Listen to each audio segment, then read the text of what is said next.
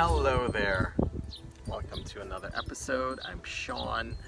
It's been kind of difficult here trying to find the right location to talk to you because today I'm about to get a little bit more personal. I've been trying to make this season, so to speak, more personal. The lighting is not great and it's probably intentional because this is a pretty tough subject that I'm about to talk about. I've put it off long enough. I think I've been trying to find the right ways to talk about it.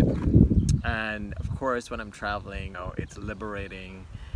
It frees me up to think and be more authentic. Oh my God, it is so windy. I'm hoping you're hearing this, but I think it's very important that we share things when we've dealt with it, when we've healed, gone through the process, because for so many who are still out there dealing with it, getting to the point, sexual abuse is something that happens very often and it's very taboo. We don't talk about it, we put it away, and it's affected me in such a way, I think, in decisions, in things I've done in my life that I'm not very proud of. I can now call it what it is, rape. And that's not something that, been wanted to put out there because, there's a stigma, people judge you. But all of that aside, I'm going to speak my truth. I'm a survivor of rape. And I never labeled it as such until when I did therapy, marriage counseling. She labeled it. She said, what that's called? And I'm like, no. And she said, it's called rape. If you said no, it's rape. And so I'm gonna reflect a little bit. I'm not gonna go into much detail because this is hard enough as it is to share it with the public.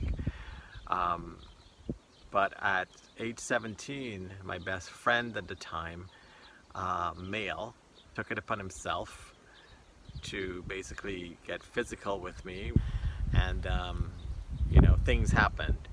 I can't say it wasn't what you would say like typical sex, but it was nevertheless sex, and it wasn't something I consented to,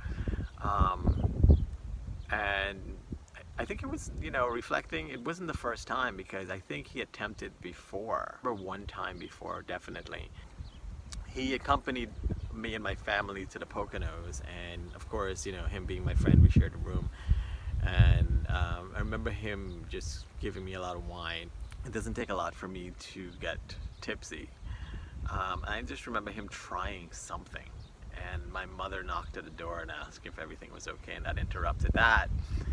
And it was strange because we never talked about it. I let it go, and then the next time, that's when it was more serious and more happened. But anyway, I was 17, he was about 18, a lot bigger than me. And I think I'm sharing this because I think it's important that you have conversations with your children. It changes you completely. I used to be very introverted, very quiet. I think I was, I wasn't prepared for the world in that way. I was taught that people were good in nature, people were loving, people were gonna like you, and as you get older you realize it's not the case.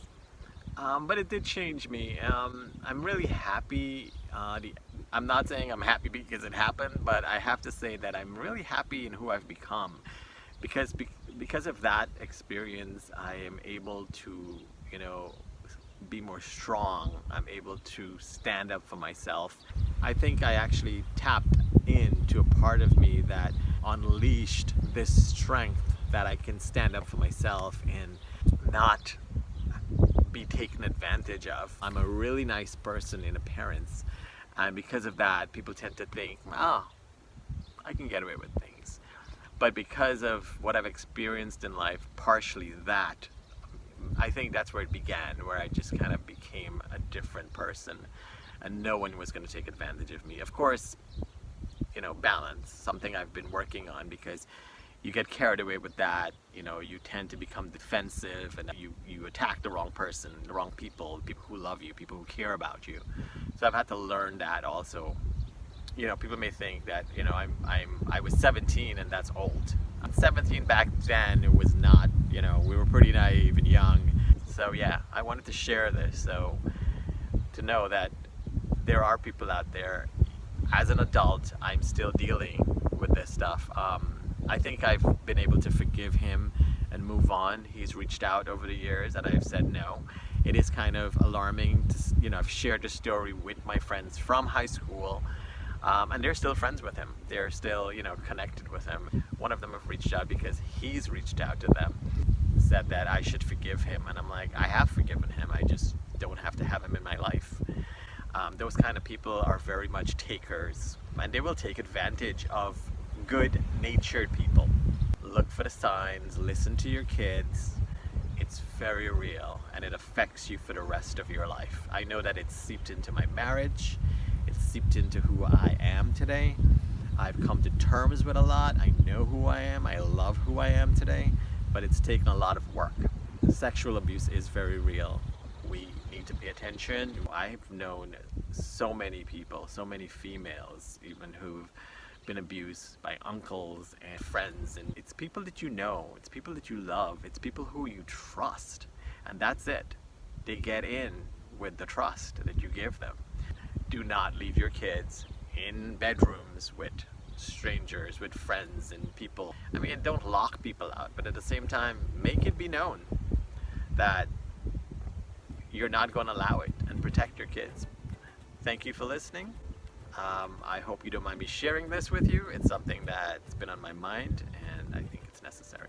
And on that note, I ended here. Thank you for joining me. God bless. And if something is not working for you, change it. Kitty is following me everywhere I go.